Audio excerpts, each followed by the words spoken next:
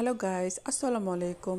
Welcome to my another new mini blog. তো আজকে beauty পার্লারে এসেছি পার্সোনাতে। অন্য কোনো পার্লারে যেতে ভালো লাগে না, তাই পার্সোনাতে আসলাম।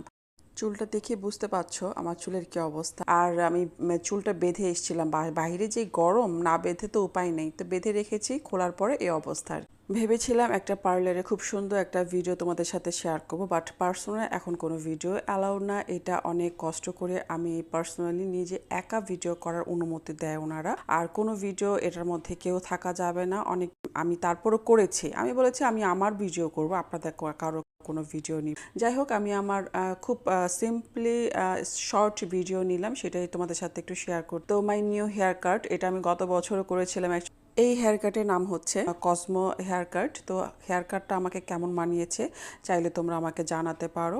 তো চুলটা কেটে নিলাম, আর ফেশিয়াল যা যা করার যাবতীয় সব সার্ভিসই নিয়েছে, বাট কোনো ভিডিওই